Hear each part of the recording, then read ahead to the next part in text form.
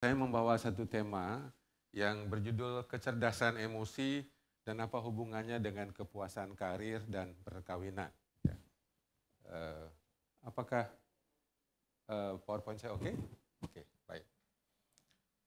Nah, saudara-saudara, saya pikir-pikir usia berapa saya benar-benar menikmati karir saya. Saya tadi hitung-hitung baru stabil di usia saya 39 tahun. Setelah melewati beberapa profesi, tahun 2002 saya baru berasa stabil secara emosi, stabil secara keuangan, dan stabil dalam mengaktualisasikan talenta. Anda bisa bayangkan di sini ada di bawah 40 tahun? Masih ada ya?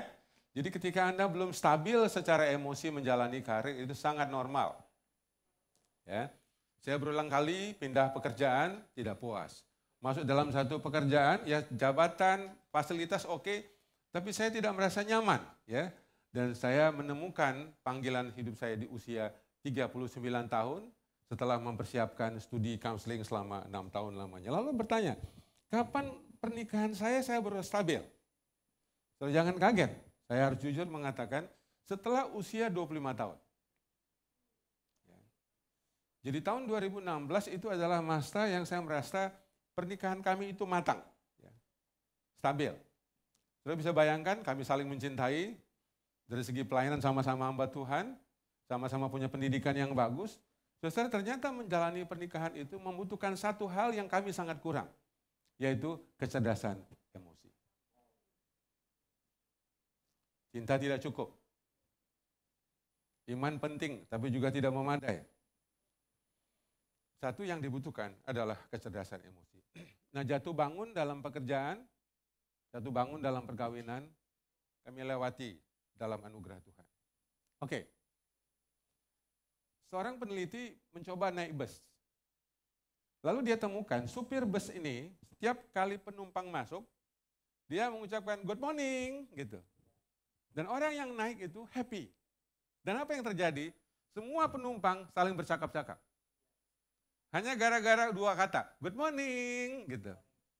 Lalu dia naik bus yang lain, yang supirnya tidak ngomong apa-apa. Semua penumpang diam, senyap, naik diam, turun diam. Apa yang membedakan dua supir ini? Emotional intelligence. Simple. Ya. Saya perhatikan di rumah mertua saya suka mengatakan sayang sama anaknya. Di rumah kami tidak ada itu. Tanda I love you, ya I miss you, nggak ada.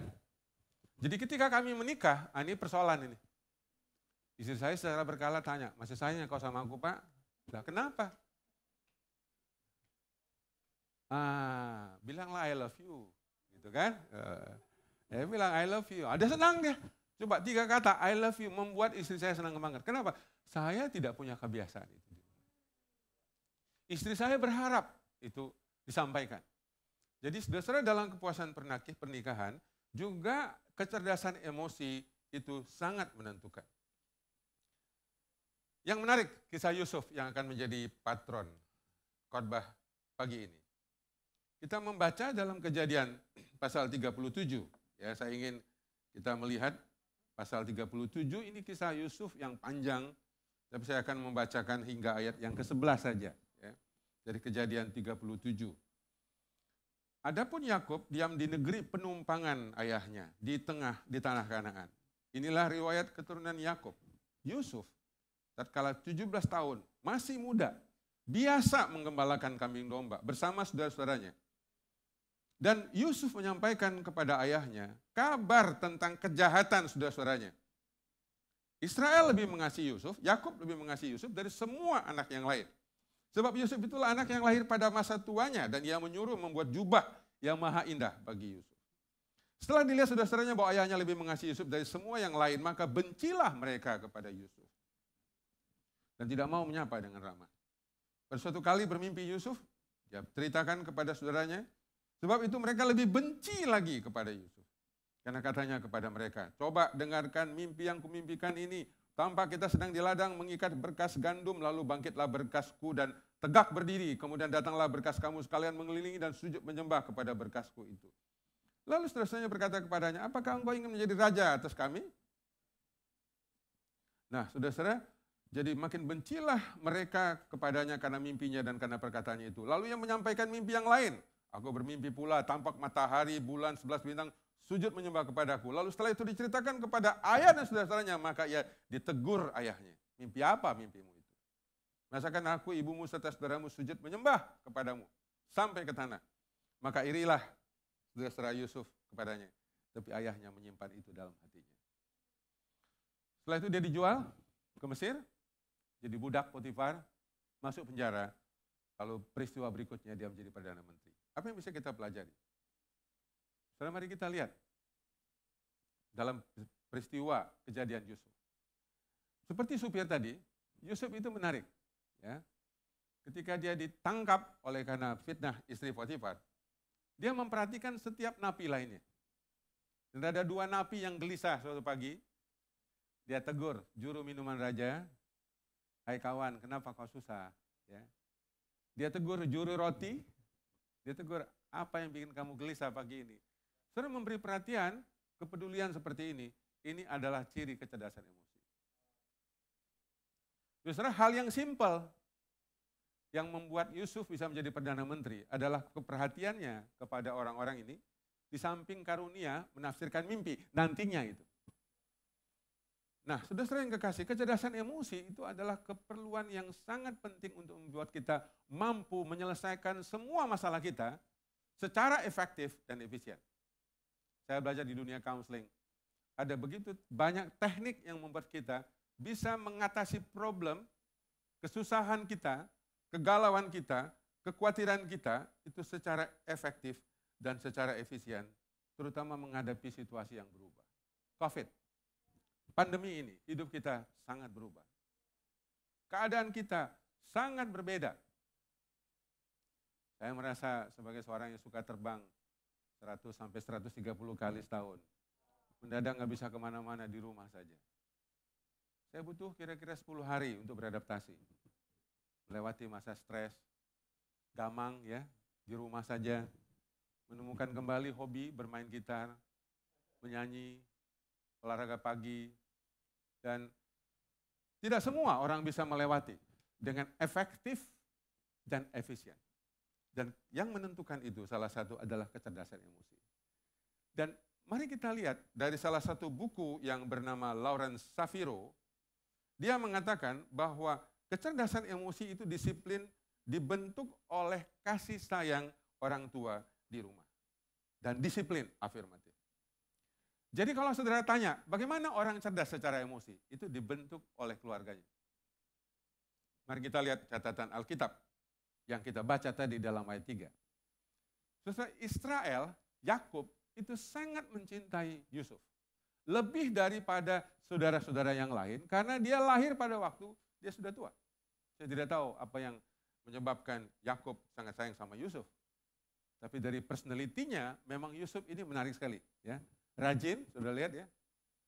Mengalah sama abang-abangnya, walaupun dia dibenci. Dia sangat dekat dengan Tuhan, nampak dari mimpi. Dalam zaman itu, salah satu ciri orang yang dekat sama Tuhan adalah mempunyai mimpi dan penglihatan. Dan itu sebabnya Yakub menginvestasikan waktunya, perasaannya dengan Yusuf. Inilah keuntungan Yusuf saudara-saudara dibandingkan saudara-saudara yang lain. Sekarang kita tanya, seberapa dekat kita dengan ayah? Seberapa banyak ibu kita menginvestasikan emosinya kepada kita? Nanti saya mau bersaksi kepada saudara-saudara, saya sangat-sangat tidak dekat dengan orang tua saya. Dan itu salah satu sumber banyak masalah-masalah emosi dalam hidup saya pribadi sampai hari ini. Saya mau mengatakan, Yusuf ini kenapa tahan menderita setelah dibuang pada usia yang sangat muda, 17 tahun. Kenapa dia tahan menjadi budak, cakap menjadi nabi, dan berani mengambil posisi Perdana Menteri. Justru karena dia mempunyai tabungan emosi bahagia. Saya coba cek, berapa tabungan emosi kebahagiaan Anda? Perasaan disayang, dirindukan, diprioritaskan, dikasihi, perasaan dibanggakan. Saudara, Kalau dari kecil Anda nggak punya ini, kecerdasan emosi tidak bertumbuh dengan baik. Inilah salah satu yang membuat Yusuf tangguh menghadapi masa-masa yang sangat sukar di usianya yang masih sangat belia, 17 tahun. Sangat muda. Dan 13 tahun lamanya dia menjadi budak, dia di penjara. Umur 30 dilepaskan dari penjara. 13 tahun lamanya. Tapi saudara dia tidak. Dia bisa survive karena tabungan emosi bahagia itu. Yang dia dapat dari kasih sayang orang tuanya, membuat dia cakap mengeluarkan tabungan itu ketika dia tidak ada yang mengasihi. Ketika tidak ada yang peduli. Ketika tidak ada sanak famili di Mesir. Dia menggunakan tabungan itu. Sama dengan ketika susah. Saudara yang punya tabungan kan tenang kan? Ambil deposito. Ambil ATM. Coba yang nggak punya tabungan. Pusing kan? Pusing nggak? Pusing. Pertanyaan saya adalah, seberapa banyak tabungan emosi bahagia kita? Depresi, tidak masalah. Anda cemas, tidak masalah. Anda mendapat tekanan, tidak masalah. Selama tabungan emosi bahagia masih ada, stok cinta masih ada, kita tinggal ambil sedikit demi sedikit. Jadi sekali lagi Yusuf itu sukses melewati pergumulan hidupnya. Sukses dalam karirnya dan bahagia dalam perkawinannya. Karena dia mempunyai tabungan cinta yang sangat cukup dan sangat memadai. Ya, kalau saya analogikan, kira-kira kalau hati kita digambarkan gelas, air itu lambang cinta orang tua kita. Seberapa besar gelas cinta Anda? Saya yang nomor 3, bocor. Udah kecil, bocor. Saya dibesarkan dalam keluarga ayah saya pecandu dan pemabuk. Ibu saya juga alkoholik. Mereka tidak mungkin bisa mengasihi kami karena dalam kondisi mereka seorang pecandu. Saya dibesarkan dalam keluarga yang sangat keras karena ayah saya polisi. 5 dari saudara kami, 7 bersaudara itu menjadi pecandu narkoba. Dan dalam kondisi itu, tabung cinta saya, gelas cinta saya tidak terisi. Itulah sebabnya kenapa saya kesulitan menjalani pernikahan di tahun-tahun pertama dalam hubungan kami. Walaupun saya seorang pendeta, gembala jemaat, pernikahan kami sangat sulit. Nah, saudara coba periksakan, seberapa tabungan gelas cinta, saudara sekalian. Satu penelitian yang menarik dari Harvard University, secara longitudinal, artinya 60 tahun yang diteliti ini diikuti. Ya, selama 60 tahun orang yang sama, seluruh mahasiswa Universitas Harvard. Dan ditemukan hasilnya adalah yang dibesarkan dengan kasih sayang itu tumbuh sehat secara mental, sukses dalam pekerjaan, dan matang dalam relasi perkawinan. 60 tahun ini diteliti.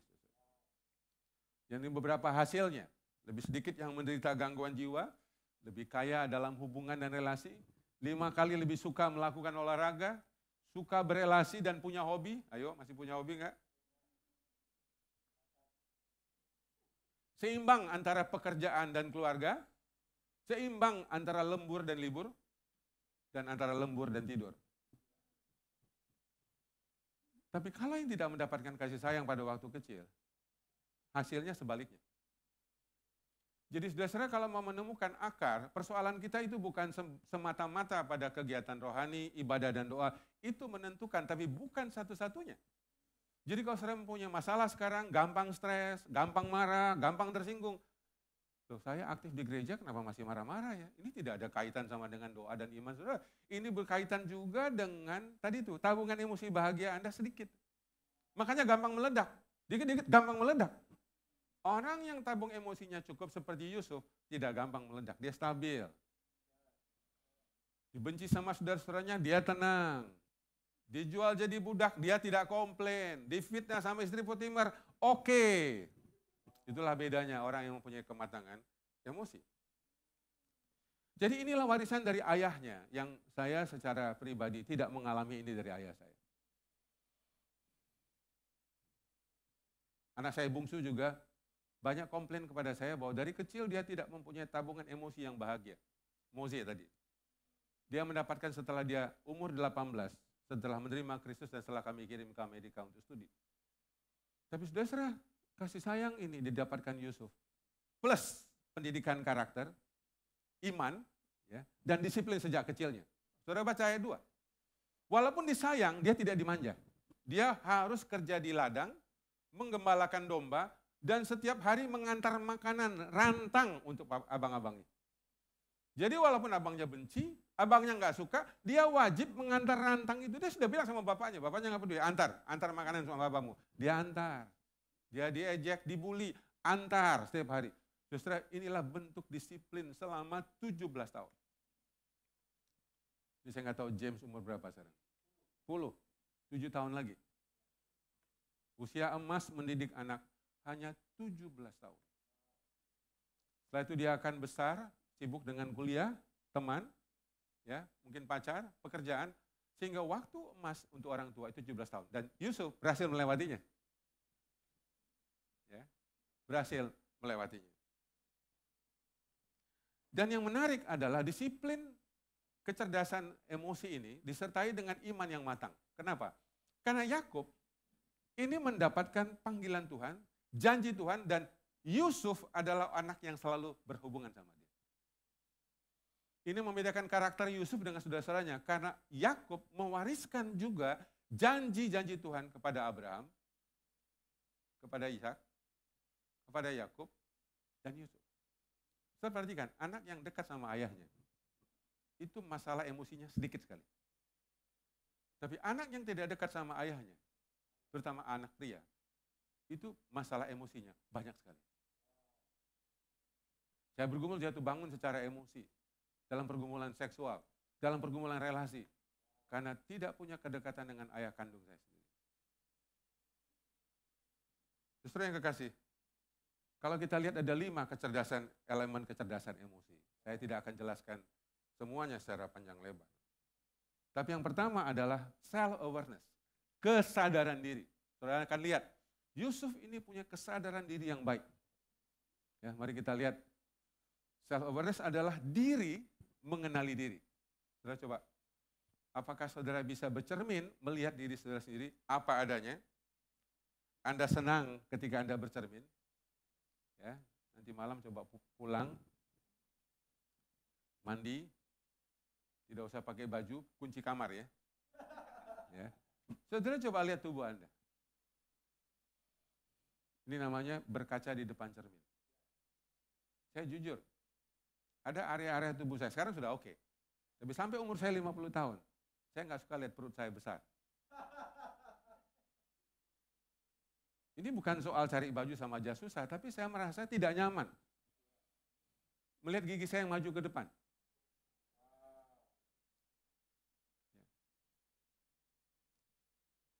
Padahal ada ribuan item dalam tubuh kita, itu sangat sempurna. Tapi kenapa ada 1, 2 saja, kita langsung tidak nyaman. Orang yang cerdas secara emosi, dia punya kesadaran diri. Dia kalau merasa buruk dalam hal tertentu, dia tidak takut dinilai orang. Kamu pesek ya? Oh iya, ini asli orisinil. Pesek dari lahirnya. Ya. Ya, kau gendut ya, besar kali badanmu. Big is beautiful. Ya. Jadi orang-orang cerdas secara emosi itu dia bilang, iya memang ini aku. Kenapa rupanya? Tapi orang yang tidak cerdas secara emosi, dia sensitif sekali kalau dikritik. Nah, jadi saudara-saudara, diri mengenali diri, memahami diri dengan jernih, dia tahu kelebihannya, dia tahu kekurangannya, dan dia tidak marah ketika dikritik. Dia oke ketika dipuji, dan jujur dengan dirinya sendiri. Nah itu sebabnya, saudara, kenapa seorang yang cerdas secara emosi biasanya punya 4-5 sahabat yang tempat dia bisa berbicara, curhat, katarsis, terbuka apa adanya, ya, bisa dibaca apa adanya. Tapi kalau saudara-saudara tidak punya sahabat, tidak punya komunitas yang membuat Anda bisa menjadi diri sendiri, saudara akan susah mengembangkan yang disebut self-awareness. Terapinya, nanti saudara-saudara, ya saya akan latih. Ya. Ini satu contoh bagaimana Yusuf walaupun dibenci, dia tetap melayani abang-abangnya. Dia tetap dekat ya, dan berkomunikasi dengan abang-abangnya sampai dia dijual. Sampai dia dijual. Ada beberapa contoh yang menarik. Ya, satu Musa misalnya. Ya, saudara ingat, waktu Musa dipanggil Tuhan, dia punya kesadaran diri apa? Tuhan, aku nggak pandai bicara. Dalam semua kelebihannya, Musa punya satu kelemahan yang dia jujur, dan dia minta Harun membantu. Paulus, dia berkata, dari semua orang berdosa, akulah yang paling berdosa. Dia sadar siapa dirinya, seorang penganiaya, seorang yang ganas. Ini membuat Paulus jadi tidak sombong, karena dia tahu betul, dari semua hal yang baik, dia punya keburukan, masa lalu. Tuhan Yesus, pada waktu zaman Getsemani, dia minta murid-muridnya, berdoalah untuk aku, seperti mau mati rasanya. Anda pernah ucapkan itu? Nah, ketika ada depresi, seperti mau mati rasanya, no problem, it's okay. Anda depresi, ada pikiran bunuh diri, itu normal. Waktu Anda depresi, waktu Anda tertekan, Anda jangan menyalahkan diri. Itu tidak semua berkaitan dengan iman, tidak semua berkaitan dengan doa. Jimmy Carter misalnya, Presiden Amerika Serikat. Semua kaget ketika dalam pidato dia berkata begini, kadang-kadang saya kalau melihat perempuan cantik, saya kadang-kadang juga tergoda meniduri dia, ingin berzina dengan dia. Seorang presiden, guru sekolah minggu, dan dia merasa nyaman dengan semua kekurangannya. Dia bisa terbuka. Inilah ciri kecerdasan emosi yang tinggi. Self-awareness. Anda nggak merasa takut dinilai, nggak merasa takut ditolak, nggak merasa takut dihakimi, karena saudara sudah mempunyai kesadaran itu. Jadi pulang, nanti latih. Tulislah 10 kelebihan dan kekuranganmu. Ya, mulai ceritakan. Kalau Anda nggak ketemu 10, Anda nggak cerdas. Ya, minimal 10 kelebihan dan 10 kekurangan Anda. Cari teman, ceritakan. Ya, saudara latih baik-baik. Nah, untuk Anda yang sudah menikah, tulis 10 kelebihan pasangan Anda. Ya enggak? Kelebihan saja. Dan Anda ucapkan syukur, terima kasih selama 3-4 bulan. Saudara akan hidup baru. Saudara nggak akan lagi melihat dia dari semua kelemahan, tapi semua dari kekuatan. Sampaikan. Ya. Sebulan 1, 10 bulan selesai. Bagaimana saya pulih dengan anak saya? Kami ribut konflik sampai umur dia 17 tahun. Kami tidak punya hubungan yang baik. Komunikasi kami miskin, dingin, dan minim. Sampai suatu hari saya melakukan praktek ini. Sebelum saya keluar kamar, saya berdoa untuk 5 kelebihan Muzi. Baru saya keluar kamar. Karena kalau enggak, saya ini cenderung mau memberi nasihat. Dan dia paling benci kalau saya kasih nasihat. Jadi sebelum, dia kan pecandu game ya, jadi main game lulu. Jadi saya keluar, saya udah nyaman. Saya tidak lihat lagi pecandu, saya tidak lihat dia sebagai ateis, saya tidak lihat dia prestasi akademis yang buruk, saya lihat dia sebagai anak saya. Ya. Dan selesai. Setelah kalau Anda cerdas secara emosi, Anda fokus pada kelebihan pasanganmu, kelebihan orang tuamu, kelebihan anakmu, dan kelebihan mitra kerjamu di sini. Yang kedua adalah cakap mengelola emosi. Kalau tadi mengenali, sekarang mengelola. Jadi kalau Anda marah, Anda bisa marah dengan baik. Namanya marah asertif. Tadi aku marah loh, kamu janji tapi terlambat. Aku marah sekali, it's okay. Ya. Anda bisa mengontrol kesedihan. Kamu bilang sama temanmu, aku sedih sekali karena aku kehilangan sahabat baikku. Temanku meninggal dunia. Saudara, sedih itu oke, marah juga oke, kecewa secara oke. Asal secara harian, tidak boleh bawa ke tempat tidur. Jangan sampai matahari terbenam, semua marah itu oke. Efesus 4, 26 dan 27.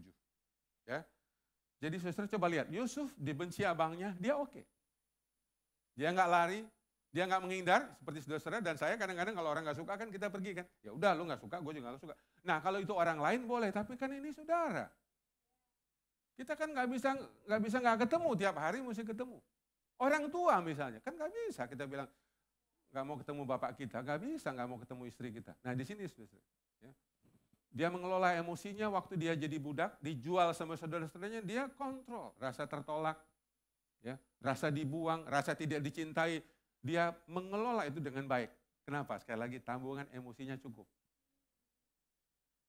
Dia ambil sedikit-sedikit. Waktu difitnah, menjadi napi, dilupakan juru minuman, Tidak ada satupun catatan Alkitab, dia komplain, mengeluh, tersinggung, marah, tidak ada catatan Alkitab. Catatan Alkitab sampai 7 kali adalah Yusuf disertai Tuhan. Kalau saudara mau disertai Tuhan, kecerdasan emosi sangat diperlukan. Sekali lagi, dia punya tabungan emosi bahagia. Dia fokus kepada tujuan-tujuan hidupnya. Dia memegang janji Tuhan dari Bapaknya. Ini kelebihan orang Israel sampai hari ini. Selalu mereka mengatakan, kita umat pilihan Tuhan. Saya sudah cerita tadi, ini ayah saya dan ibu saya. Saya susah sekali mengembangkan hubungan emosi dengan istri pada waktu kami awal menikah. Saya susah sekali membangun bonding dengan kedua anak saya, yang tadi saya tunjukkan di awal. Itu karena saya sendiri, tabungan emosinya kurang. Iman saya jangan ditanya. Ayat hafalan saya jangan ditanya. Kemampuan khotbah saya jangan ditanya. Tapi tabungan emosi saya kurang sekali. Mungkin itu yang membuat saya tertarik kepada ilmu counseling. Itu yang membuat saya tertarik pergi counseling. Untuk memperkaya tabungan-tabungan emosi yang miskin. Yang ketiga, yang pertama mengenali emosi, yang kedua mengelola emosi, yang ketiga adalah memotivasi diri kita sendiri.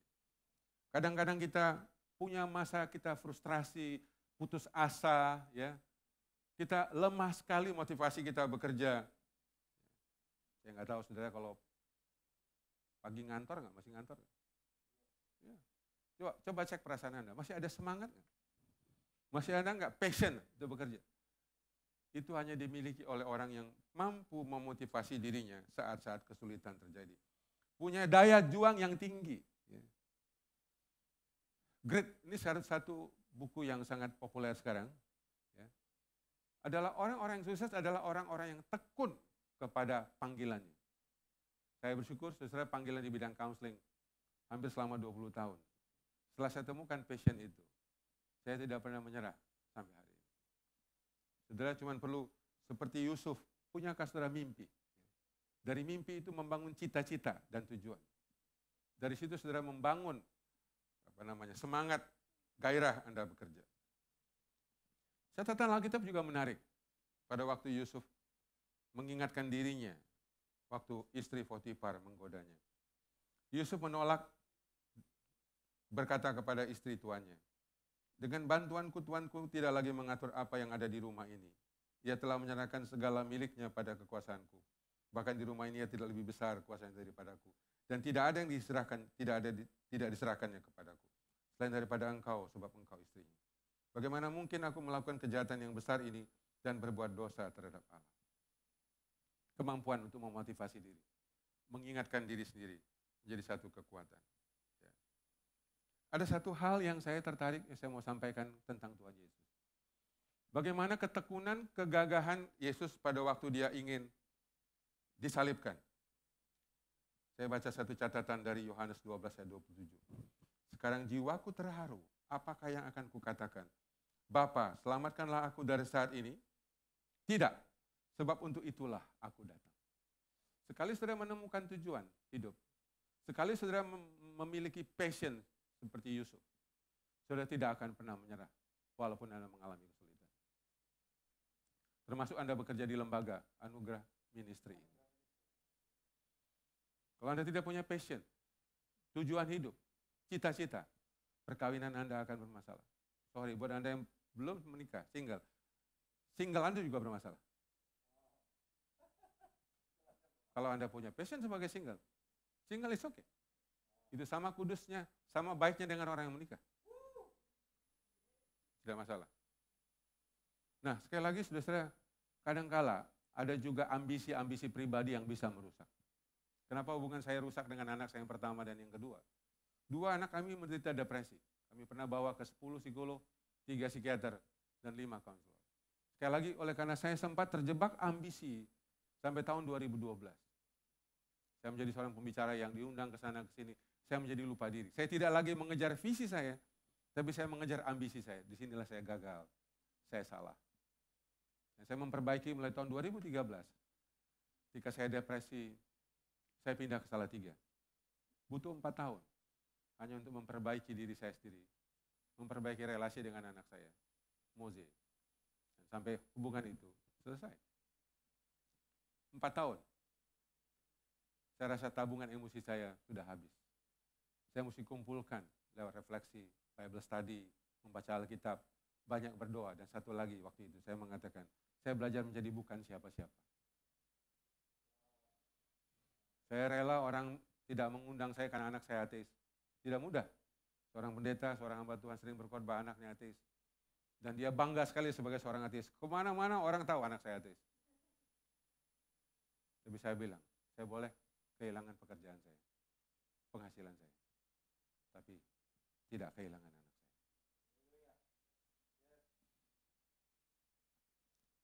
Nah, saudara-saudara, Yusuf menghibur dirinya setelah dia menikah. Istrinya Asnat. Dia memberi nama Manasye. Menarik sekali, artinya dia mengatakan, Allah telah membuat aku lupa sama sekali kepada kesukaranku, dan aku lupa kepada rumah bapakku. Saudara, kenangan kepada ayah bapaknya itu sangat menyakitkan. Karena terlalu banyak kenangan indah, tapi juga banyak kenangan baik. Saya mengatakan kepada saudara-saudara, pernikahan yang baik dapat memulihkan masa lalu yang buruk. Saudara, hati-hati memilih pasangan. Masa lalu kita boleh buruk, tapi ada obat yang disiapkan Tuhan. Pernikahan yang baik. Saudara, lebih baik telat menikah daripada salah menikah. Anda lebih baik tidak menikah daripada salah menikah. Karena menikah itu akan menentukan masa depan Anda. Kita tidak bisa mengubah yang di atas, tapi bisa mempengaruhi yang di bawah. Inilah kabar baik. Dan kepada anak yang kedua, Efraim, dia bilang, Allah membuat aku mendapat anak dalam negeri kesengsaraanku. Sekali lagi Yusuf menyadari, dia sengsara. Dia bertahun-tahun, 13 tahun menderita. Ya, sudah jangan lupa, berapa tahun menderita bekerja di sini? Belum 13 tahun kan? Bisa jadi ini sekolah yang dipakai oleh Tuhan untuk mendidik Anda. Ya. Yang keempat adalah mengenali emosi orang lain. Ini kerennya empati. Saudara tidak pernah bisa berempati tanpa melewati 3 hal yang tadi. Mengenali emosi, mengelola emosi, dan memotivasi diri Anda. Inilah salah satu kecakapan yang membuat banyak sekali orang berhasil. Mari kita lihat catatan Alkitab. Dia sadar dicemburi oleh abang-abangnya. Dia oke ketika dibenci oleh kakak-kakaknya. Ya, dia memahami orang-orang di sekitarnya di penjara, galau, seperti juru minuman. Dia memahami ketakutan abangnya di Mesir waktu berjumpa. Setelah lihat empati Yusuf itu. Yang bisa meraba rasakan pengalaman orang lain. Dari sisi orang lain membuat dia sukses sekali. Saya sudah tidak tahu. Saudara dan saya mengalami konflik. Salah satunya adalah tidak mampu melihat perspektif dari diri pasangan kita. Saya bermasalah dalam hal ini, saya bilang, saya sering sekali bentak anak-anak dan pasangan, terutama di awal-awal pernikahan saya. Saya gampang sekali tersulut. Anak saya mengalami luka batin. Dan sudah tahu, memulihkannya lama sekali. Setelah 4 tahun investasi 2013-2017, 3 tahun, 4 tahun terakhir semuanya sekolah di Amerika. Tiap tahun dia minta saya bayar hutang. Hutang emosi belum selesai. Dia membicarakan hal-hal yang dia nggak dapat dari saya pada waktu dia kecil. Bapak nggak mengajarkan saya tentang keuangan, tentang menabung, tentang investasi. Bapak tidak mengajarkan saya tentang mencari teman hidup waktu umur saya remaja.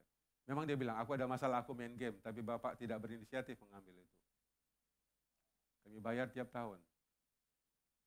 Dan hutang yang paling besar adalah, Bapak tidak pernah mengabarkan Injil kepada aku. Bapak tidak pernah memuridkan aku sebagai anakmu. Justru hutang kita, mungkin tanpa sadar, suatu hari akan ditagih oleh orang lain, yaitu anak-anak kita.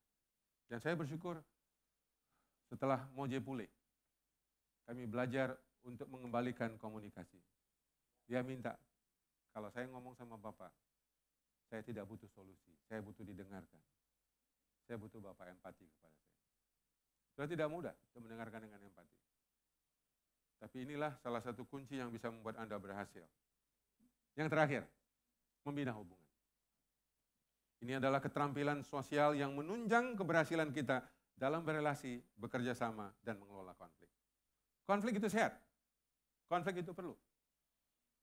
Ya, saya bersyukur yang membuat saya bertumbuh sampai hari ini adalah orang-orang yang sering konflik sama saya. Saudara tidak akan pernah bertumbuh kalau kondisi Anda terlalu nyaman, terlalu aman, dan terlalu mapan. Jadi jangan takut konflik. Inilah kecakapan yang kelima.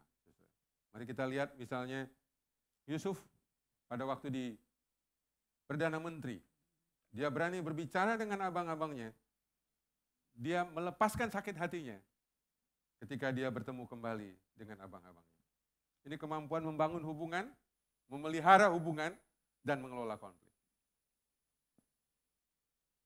Coba saudara tanya, berapa sahabat Anda yang saudara bebas untuk berhubungan? Bisa menghubungi dia anytime. Dan dia tidak marah kepada Anda ketika Anda curhat. Saya rasa ini masalah yang paling besar, termasuk bagi pendeta, bagi hamba Tuhan. Tidak punya komunitas yang sehat. Apalagi hubungan kita seringkali berbasis pekerjaan, kewajiban. Karena kita dibayar. Saya datang. Saya 2 tahun menderita sebagai pendeta yang dibayar. Saya akhirnya berhenti jadi gembala. Karena saya merasa saya tidak menemukan passion saya pada waktu itu. Dan akhirnya saya ketemu passion saya sebagai seorang konselor sampai hari ini. Ciri yang menonjol adalah lentur. Ya. Anda cakap beradaptasi dengan situasi, dengan orang-orang yang baru, dan orang-orang yang sulit. Yusuf dan abangnya, dia oke. Dia dibenci juga oke. Tapi dia bilang, kamu tetap abangku. Kau benci aku, kau tetap abangku. Ya. Yusuf dengan Potifar. Walaupun bukan orang Ibrani, ya, dia bisa kerjasama dengan orang Mesir. Sudah di Indonesia banyak orang Kristen kerjasama dengan agama lain sulit sekali. Anda tidak mempunyai kelenturan di situ. Dia sebagai nabi, oke, 13 tahun lamanya. Dan waktu sebagai Perdana Menteri, dia juga cakap membina hubungan dengan yang di bawah. Waktu dia di bawah oke, waktu dia di atas oke. Inilah orang-orang yang cerdas secara emosi. Dia tidak sombong, menjadi angkuh ketika dia mendapatkan gaji yang tinggi, prestasi yang tinggi, jabatan yang tinggi. Dan apa yang menyebabkan dia sukses? Sekali lagi, Yusuf sudah dibentuk oleh ayahnya sejak kecil. Dia dibiasakan di padang pengembalaan domba. Sama dengan Musa, 40 tahun penggembala domba. Semua orang sukses melewati masa-masa yang sulit. Grit, ya, kegigihan, dan ketekunan dibentuk oleh kesulitan hidup. Di dunia konseling, anak-anak yang diabaikan, anak-anak yang ditelantarkan, anak-anak yang dibedakan, lebih sukses daripada anak yang dimanjakan.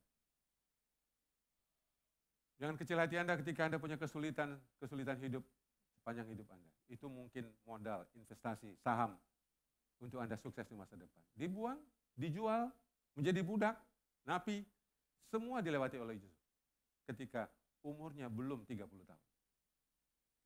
Saudara, siapa yang di bawah 30 tahun?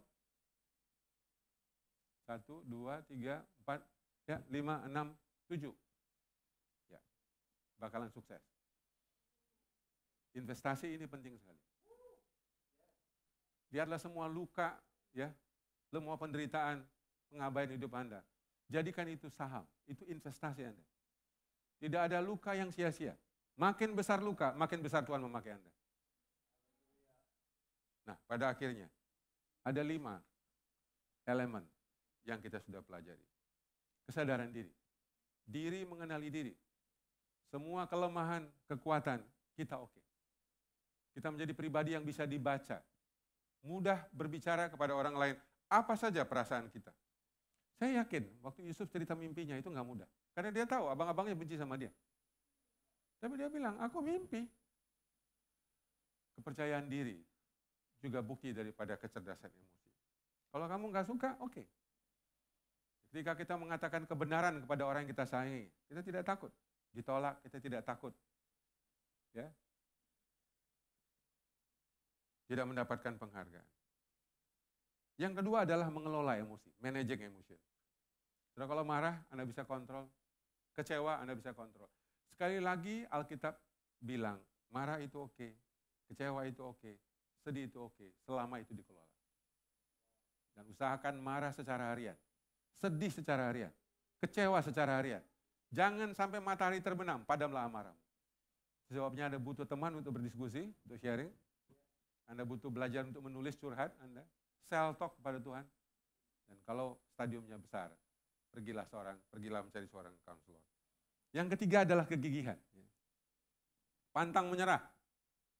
Sesulit apapun saudara berjuang, yang Anda kejar adalah tujuan hidup, bukan kesenangan.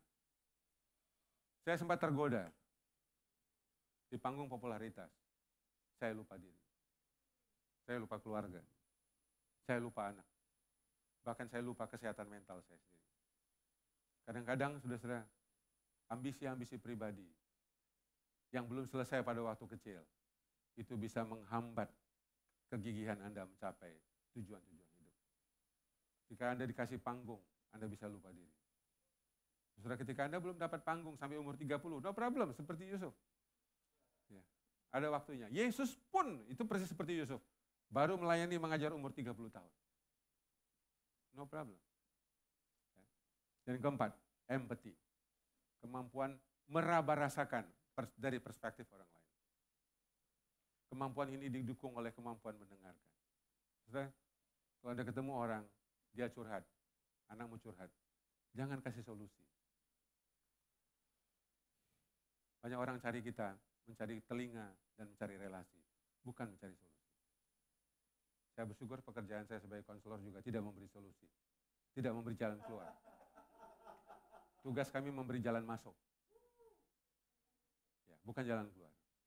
Jadi kalau ada temanmu curhat, cukup dengarkan, cukup sampaikan perasaanmu, dan mengatakan, thank you, mau cerita kepada saya. Itu aja sudah melegakan. Kalau Anda bisa curhat pada waktu yang tepat, pada orang yang tepat, dengan cara yang tepat, 50% masalah emosi Anda selesai. Kita tidak perlu jalan keluar. Kita cuma perlu jalan masuk. Kita mengerti kenapa kita mengalami ini. Kenapa orang itu melakukan itu kepada saya.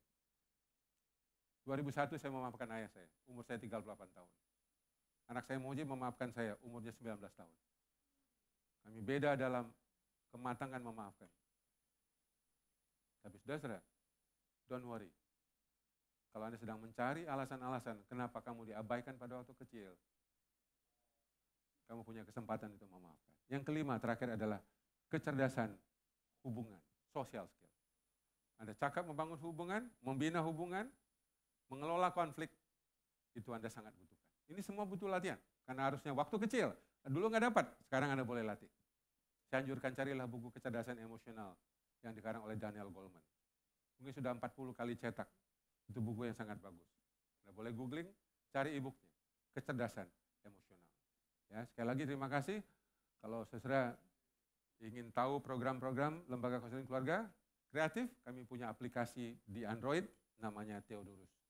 Semua program, semua buku, semua sekolah counseling dan assessment baik yang free maupun yang berbayar ada di dalam aplikasi ini. Mari kita bersama-sama berdoa.